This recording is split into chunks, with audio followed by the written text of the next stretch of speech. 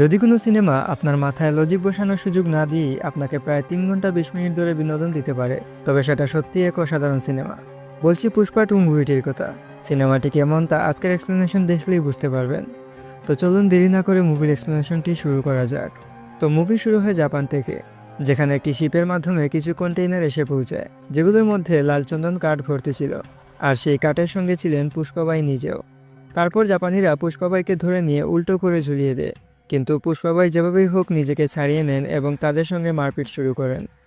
আসলে এই জাপানিরা লালচন্দন কাঠ নিজেদের কাছে রেখে দিয়েছে, কিন্তু অনেকদিন ধরে পেমেন্ট করছে না। এই কারণেই পুষ্পাবাইকে নিজে এখানে আসতে হয়। তারপর পুষ্পাবাই এক দুর্দান্ত ফাইট করেন, কিন্তু শেষে তার গুলি লেগে যায় এবং তিনি সাগরে পড়ে যান। তবে তখনই জানা যায় যে এটি শুধুমাত্র একটি স্বপ্ন ছিল।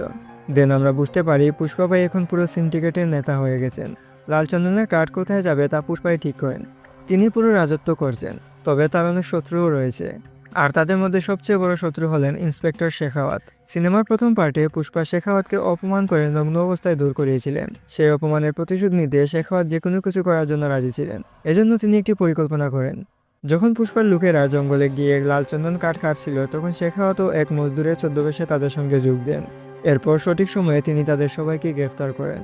আসলে লালচন্দনের এই চোরা কারবারে পুষ্পাকে কেউ ধরতে পারত না, কারণ তার বিপক্ষে কোনো প্রমাণ ছিল না।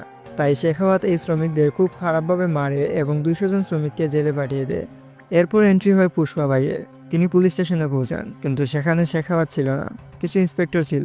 এখানে পুষ্পাবাই সব শ্রমিকদের নিয়ে যাওয়ার জন্য আসেননি। তিনি শুধুমাত্র সিনুকে নিতে এসেছেন, কারণ আজ তার বিয়ে। যখন পুষ্পা সিনুকে নিয়ে যাচ্ছিল, তখন সে দেখে যে সিনুর শরীরে অনেকগুলি আঘাতের চিহ্ন। যখন তিনি তার সমস্ত শ্রমিকদের দেখলেন, তখন তার মাথা গরম হয়ে যায়, কারণ শেখাওয়াত তার শ্রমিকদের বনের মধ্যে অনেক খারাপভাবে মেরেছিল। এটি দেখে পুষ্পাবাই ইন্সপেক্টরদের বলেন, এদের উপর হাত তোলা হয়েছে মানে আমার উপর হাত তোলা হয়েছে, তাই আমি এখন এদের সবাইকে নিয়ে যাচ্ছি। এটি শুনে পুলিশ অফিসার বলে, আপনি যদি এখন এদের নিয়ে যান তাহলে আমাদের চাকরি চলে যাবে। দেন পুষ্পাবাই বলেন, আজ থেকে তোমাদের রিটায়ারমেন্ট পর্যন্ত যত টাকা পাবে সব টাকা আমি তোমাদের দেব। এর মানে আজই তোমাদের রিটায়ারমেন্ট হচ্ছে। পুষ্পা সবাইকে রিটায়ার করে দেয়। পরে যখন শেখাওয়াত থানায় পৌঁছায়, সেখানে কেউ উপস্থিত ছিল না। সে বুঝতে পারে পুষ্পাবাই সবাইকে কিনে নিয়েছে। এভাবেই পুষ্পাবাই অবৈধ কাজ করলেও তার শ্রমিকদের খুবই যত্ন নেয় এবং তার স্ত্রী শ্রীবাল্লিকে অনেক ভালোবাসে। পরের দিন আমরা দেখি শ্রীবাল্লি মন্দিরে পূজা করতে গেছে। সেখানে পুষ্পা সৎভাই মুরলিও উপস্থিত ছিল। মুরলি শ্রীবাল্লিকে অপমান করে বলে, তুমি পূজা তো করিয়ে নেবে, কিন্তু তোমার নিজের গোত্র বা পদবী কি? আসলে মুরলি সবসময় শ্রীবাল্লিকে অপমান করার চেষ্টা করে। তবে তার মেয়ে কাবেরী শ্রীবাল্লিকে পছন্দ করে এবং তার সঙ্গে সম্পর্ক রাখতে চায়। সে শ্রীবাল্লিকে চাচি বলে ডাকে, কিন্তু মুরলি কাবেরীকে তাদের সঙ্গে কথা বলতে নিষেধ করে। পুষ্পা শ্রীবাল্লির সব কথা মেনে চলে। আজ সে সিদ্ধাপ্পার সঙ্গে মিলে মুখ্যমন্ত্রীর সাথে দেখা করতে যাচ্ছিল। শ্রীবাল্লি তখন পুষ্পাকে বলে, মুখ্যমন্ত্রীর সঙ্গে একটা ছবি তুলে এনো, আমরা সেটাকে ফ্রেম করে হলরুমে টাঙিয়ে রাখবো। পুষ্পা তার স্ত্রীকে এই প্রতিশ্রুতি দিয়ে দেয়, কিন্তু যখন সে সেখানে পৌঁছায় তখন সবকিছু বদলে যায়। পুষ্পা যদিও সিন্ডিকেটের পক্ষ থেকে মুখ্যমন্ত্রীকে ফান্ডিং দেয়, কিন্তু মুখ্যমন্ত্রী পুষ্পার সঙ্গে ছবি তুলতে রাজি হন না। তিনি বলেন, জুতো পায়ে তাকাই উচিত, হাতে নয়। শুধু তাই নয়, তিনি শ্রীবাল্লি সম্পর্কেও কিছু অপমানজনক কথা বলেন। এটি শুনে পুষ্পা খুবই রেগে যায়। সেখান থেকে বেরিয়ে পুষ্পা সিদ্ধাপ্পাকে জিজ্ঞেস করে, তুমি যদি মুখ্যমন্ত্রী হতে তাহলে তুমিও কি আমার সঙ্গে ছবি তুলতে না? সিদ্ধাপ্পা হেসে উত্তর দেয়, আমি যাই হই না কেন তোর সঙ্গে অবশ্যই ছবি তুলবো, কারণ তুই আমার ভাই।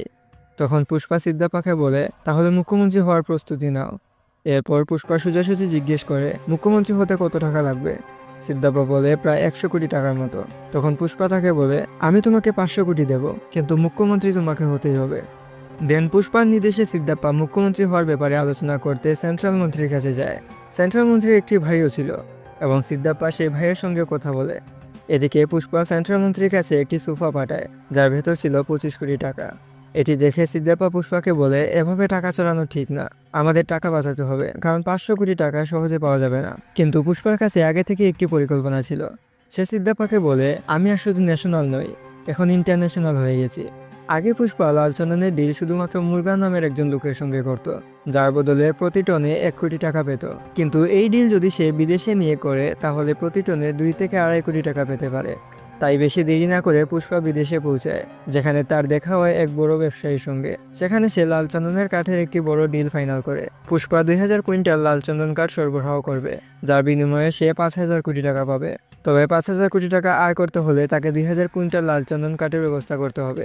এজন্য পুষ্পা তার সিন্ডিকেটের সব সদস্যকে অ্যাক্টিভ করে দেয়। সে তাদের নির্দেশ দেয়, যেভাবেই হোক আমার লাল চন্দন কাঠ চাই।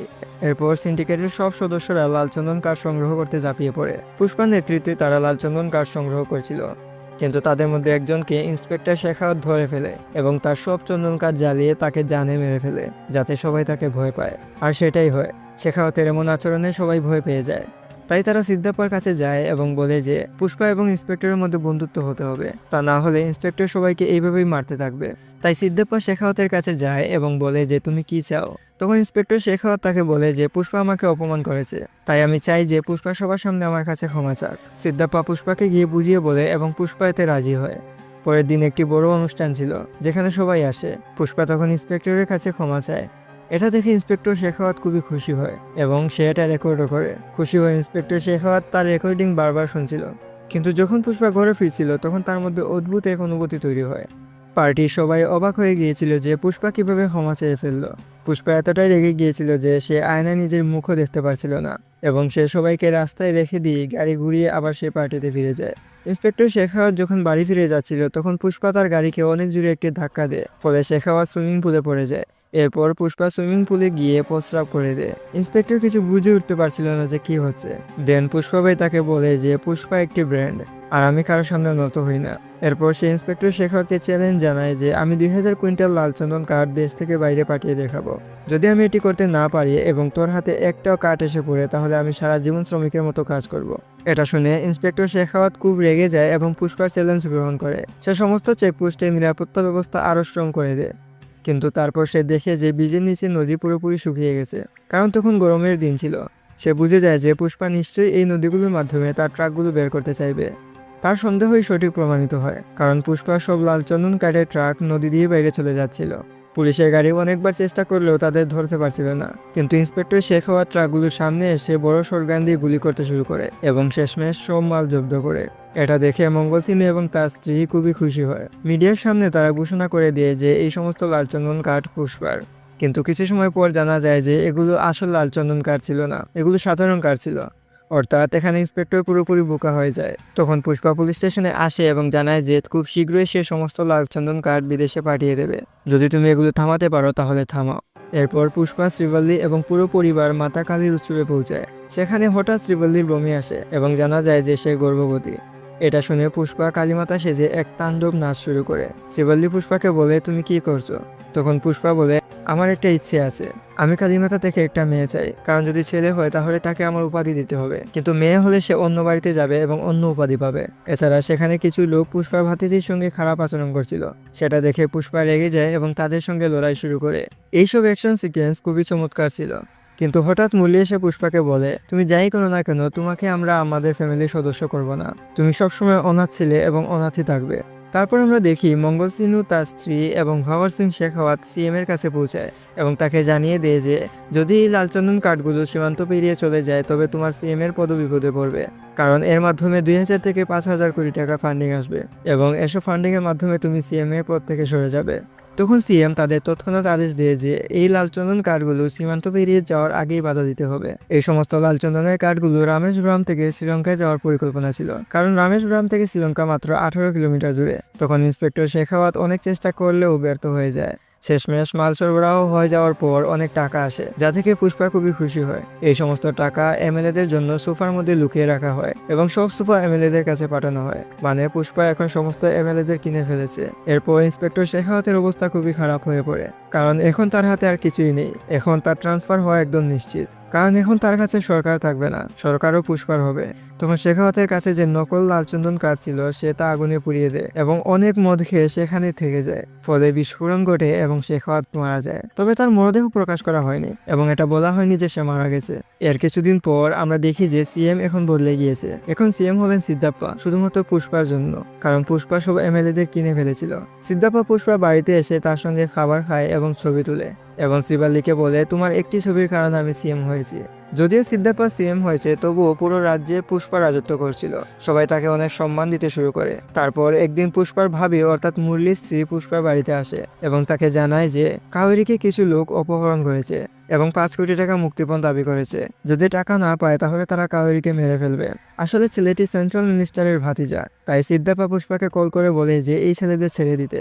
কিন্তু পুষ্পা বলে তারা যেই হোক না কেন, এতে আমার কিছু যায় আসে না। দেন পুষ্পা হেলিকপ্টারে তাদের কাছে যায় এবং সবাইকে জানে মেরে ফেলে।